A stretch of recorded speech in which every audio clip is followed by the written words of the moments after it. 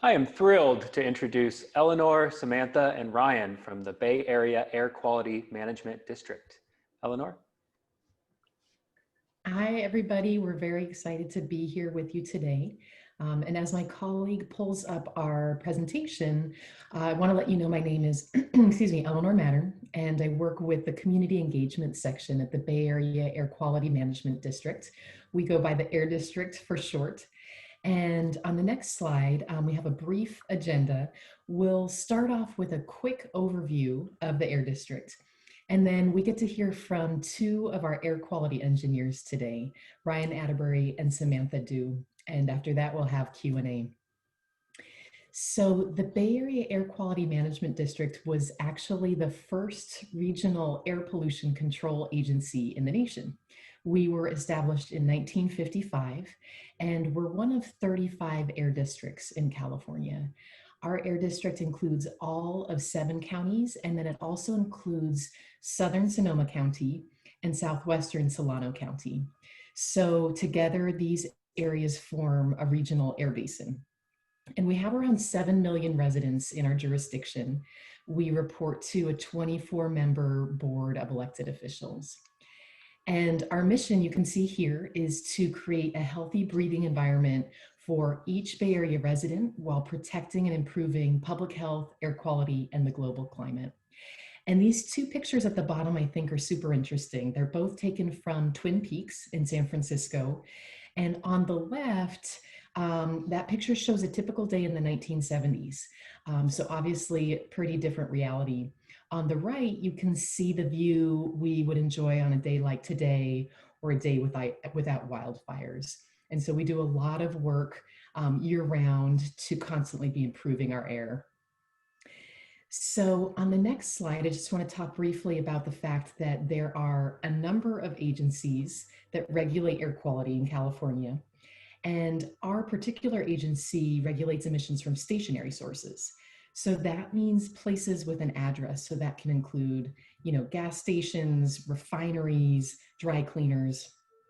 And we have a variety of different operations to help us regulate the emissions that come from those spots. And we have a lot of scientists working at the Air District to improve the air we breathe. So for example, our engineering division evaluates permit applications for operations that emit air pollutants in the Air District's jurisdiction. You'll hear from two of our engineers today. We also have meteorologists who focus on air monitoring to provide daily air quality forecasts and to call spare the air alerts when needed. And then the Air District has a lab at its headquarters in San Francisco where chemists actually analyze samples that are collected continuously from over 30 air monitoring stations throughout the Bay Area. And then we also have a number of environmental scientists who are working to model health effects and research long-term air quality trends and a lot more. So that's just a short introduction. We want to get into the conversations with our engineers, so I will turn things over to Ryan at this point. My journey to engineering, how I got there, why I decided to go in that direction. So first of all, I love being outside. I like to run and I like to hike and, camp, and I love to experience how beautiful it is to be outside. And, along with that comes wanting to keep it beautiful. So for me, working with the Air District is a job that works to accomplish that goal of keeping our environment beautiful. So starting from there is what I decided to do, and then pursue jobs from that point. So at that point, those kind of drew me to more environmentally related engineering jobs. And just as a student in school, I always loved math and science. For whatever reason, that might seem a little weird to some of you guys, but it was just interesting to solve the problems. And that kind of kept me coming back for more where math and science were concerned. So started out, high school, went through, got my bachelor's at UC San Diego in mechanical engineering. Then looked for a job for a little bit. That was 2013. Didn't really find a whole lot. Got my master's. again in mechanical engineering, and was able to do a co-op with Central Contra Costa Sanitary District. They are a wastewater district in the Bay Area. So kind of cleaning water from the sewage system, and then it's got to go somewhere, so it goes back into the bay. And it was very important to keeping San Francisco Bay as clean as possible, and again working towards that goal.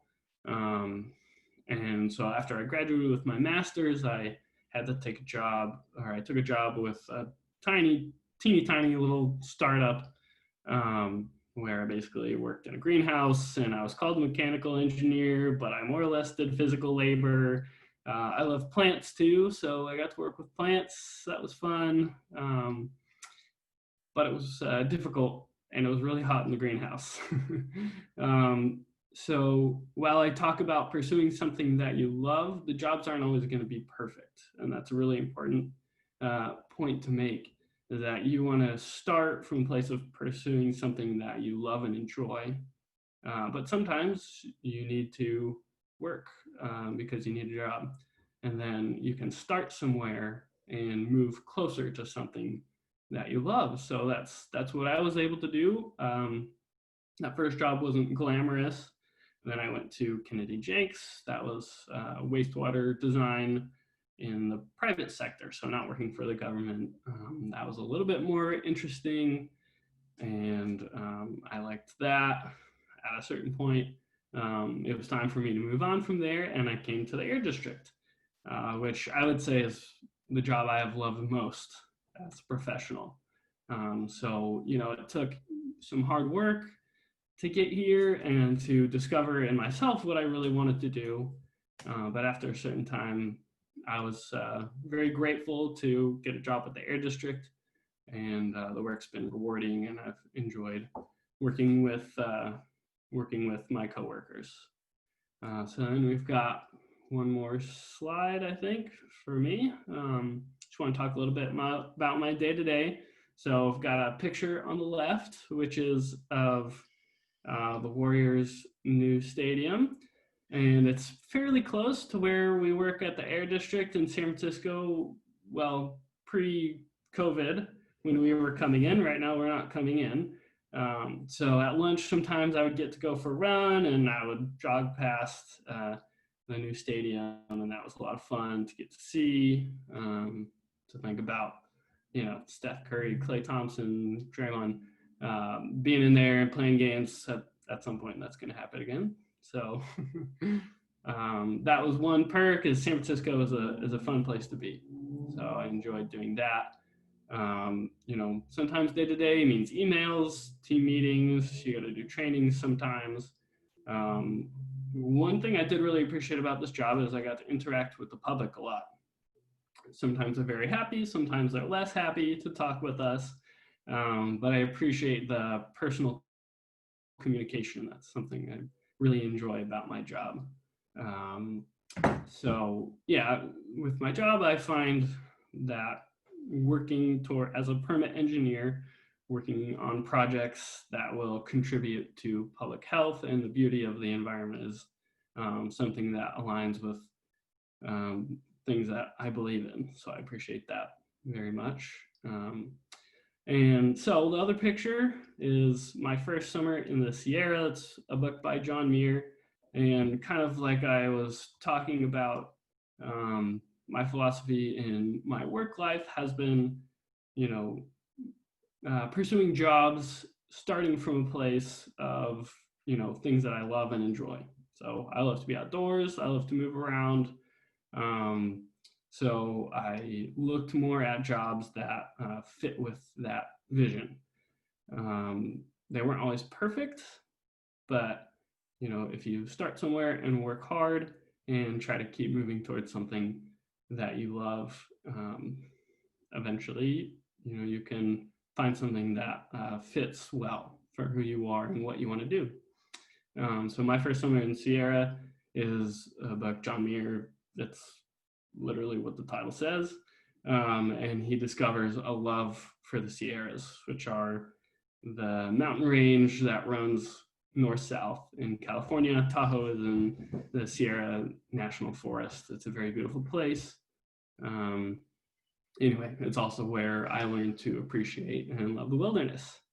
And that led me towards wanting to work on jobs in the environmental area of engineering. So that's a little bit about me. And next we have one of my coworkers, Samantha Duke, who's going to talk. Hello, thanks Ryan for the handoff. So my name is Samantha. I'm also an air quality engineer at the Bay Area Air Quality Management District. And I started my job in March. So I'm really excited to be in San Francisco, to be serving y'all in the Bay Area. And I'm originally from Houston, Texas, so I'm a Texan. And so the first slide is just general like introduction. You can see that's me outdoors, just like Ryan. I love to be outdoors. And in September, I was actually on a 6-week RV trip, and I traveled to a lot of national parks, state parks. So this is me at a state park in South Dakota, and just fuels what I do. Loving to clean the air, love to be outside, gives me purpose and passion for my job, which is why I wanted to be an air quality engineer. So my journey to where I am, it started in elementary school, and I remember being in 4th or 5th grade and wanting to be a scientist or inventor when I grew up. And I love math and science as well. And so already at that young age, I thought science was interesting.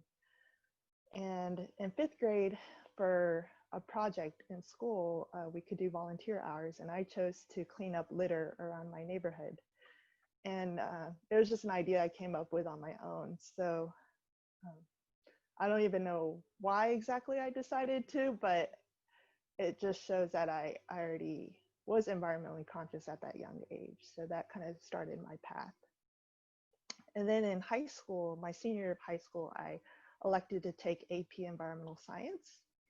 So there's a picture of a water filter there, a homemade water filter with soda bottle, and we did that project in class, which was a lot of fun. We used sand and gravel, soil, plants to filter the water through the water bottle. And we did a lot of fun projects. So that class sparked my interest to study environmental science and engineering in college. So I went to Texas A&M University, GIGM, in College Station, Texas, and I got a bachelor's of science in civil engineering with environmental emphasis. And while I was there, I led a student organization for environmental professionals. So that gave me an introduction to pursuing it as a career. And for the past 8 years, I've been in the environmental field doing engineering and analyst work. For 6 years, I was doing soil and groundwater engineering. And for the past 2 years, I moved into air quality, which was a goal of mine. So some of the challenges I've faced, it hasn't always been that smooth and easy as it seems. And deciding to major in engineering was actually a big challenge for me, because when I started college, I wanted to keep an open mind and I enjoyed liberal arts as well.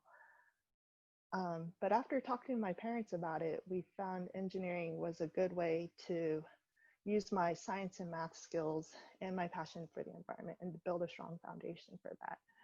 So I elected to choose the STEM route versus the liberal arts route. And I found it to be very fulfilling and a way to use my skills the best way for something I care about.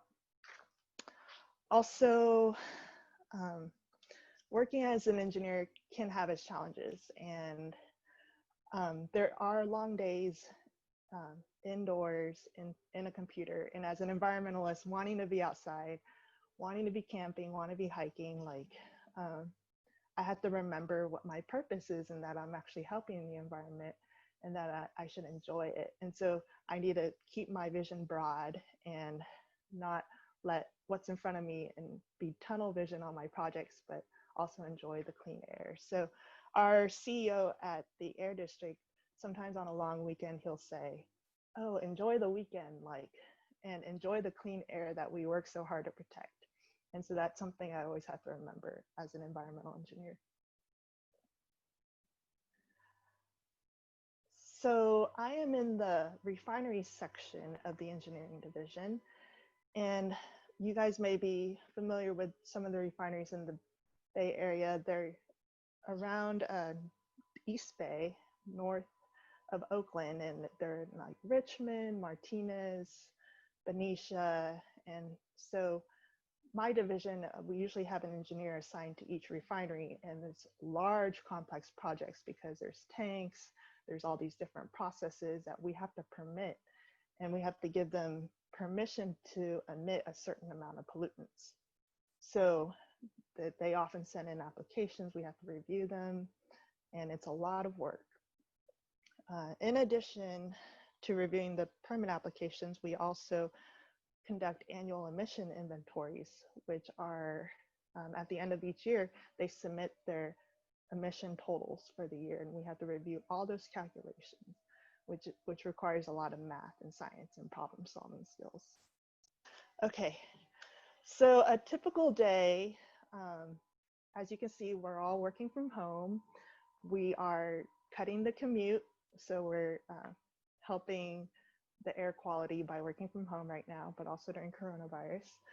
And it does require communication, like Ryan said. I do enjoy that, being able to email and talk on the phone with facilities, with applicants, and with my fellow coworkers. And then I usually get at least a couple hours at the very least to just focus diligently on permit engineering, work on in Microsoft Excel, work on permit applications, and do the technical work. So I have the social aspect and the technical aspect of my job. And as a relatively new hire, I participate in training, and I have a peer mentor who's been teaching me new things on a weekly basis. And last but not least, the job is not all work, it's also social and fun, and I get to participate in community engagement at events like today. And what do I love about my job? Mostly it's very meaningful work. I love to know that I'm making a positive impact on the world, and I'm cleaning up the air and doing something I care about. It aligns with my values, and it's in the Bay Area. It was very important for me, being a transplant from Texas, to be in the Bay Area, be in a very happening place. There's Silicon Valley, there's the wineries, refineries, there's the city of San Francisco, just so many people making a big impact on the world. And I wanted to serve this place and help it become cleaner and better.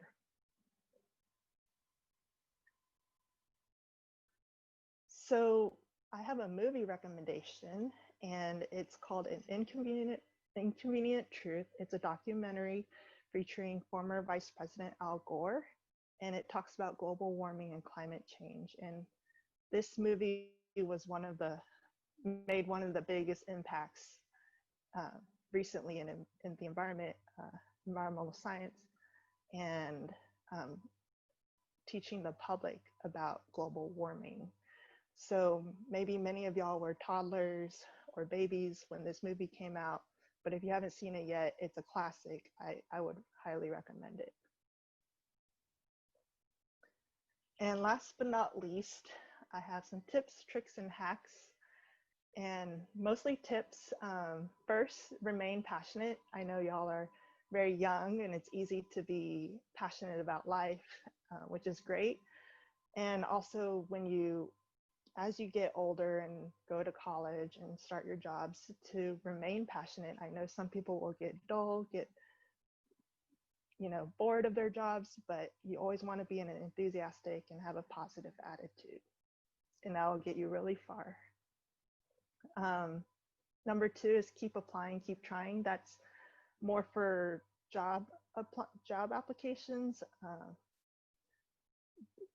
especially during coronavirus. It's a really hard time to find a job, but you never know what the situation is going to be, but you have to keep applying, keep trying. I applied to multiple jobs in my senior year of college, and I had about 10 interviews, but I only got one job offer. So I just had to keep putting my name out there, keep sending my resumes, writing thank you emails, and you keep applying and the right fit will come to you. And the last but not least is just to never give up. And that's true in life and in your career. And you will definitely have setbacks. And when you fall down, you get back up and you keep moving forward and keep doing what you love. So that's it for my presentation. Now we'll move into questions. Great. So I have a question for Ryan. Could you tell us about the smelliest site that you work with? The smelliest site. So yeah, there's some pretty stinky ones out there, as you might imagine. A lot of those would be landfills or composting facilities or wastewater treatment plants. I haven't done too many site visits recently because of coronavirus, but I remember, back when I was doing my co-op with Central Contra Costa Sanitary District, I worked on site at their treatment facility. And, depending on where you were, it might not be that bad, but you just kind of got used to the smell of treated sewage. It's weird to say, but after a while, your nose kind of starts to get a little bit blind to it if it's not just terrible. So yeah, different wastewater treatment plants and different jobs I've had have led me to different ones. I've had to, in a previous job, I had to deal with, pumping one of the projects, the filtration projects that I worked on for a previous company. I was, sometimes looking at a pump, see why it wasn't pumping sludge. And yeah, sludge is as gross as it sounds. So that was pretty smelly. Yeah, I don't know if I can pinpoint the worst smelling one, but those two would probably be up there. Great. So if we could end the screen share, I've got a question for Samantha from Stefan, who asks, how do you balance air regulation with efficiency and production? How do you end up with your final regulation? That's a great question. And well, as an engineer, thankfully there's a lot of procedures and a lot of regulations and to go by. So there's a lot of structure, which makes it more efficient. Starting off with my job, I felt like a little overwhelmed. Like, how do I read all these regulations and know everything? But thankfully, as I've been trained, there's a certain procedure a way to do things as a permanent engineer, and it makes it more efficient. So you're not just like reading through a lot of regulations, trying your best to figure it out. But we have a lot of policies in our division that they issue, and with the policies, it makes things easier to streamline and easier to learn and to go through our permanent applications as an engineer. I have a question for Ryan from Aaliyah. Has there been a recent increase in certain pollutants over time? So for the most part, like in that graphic, most of the criteria pollutants have been going down over time as a result of, national federal standards that, such as have been introduced by the EPA.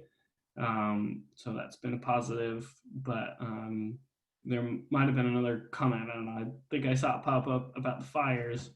That's been interesting the past, I guess this year will be about the 4th year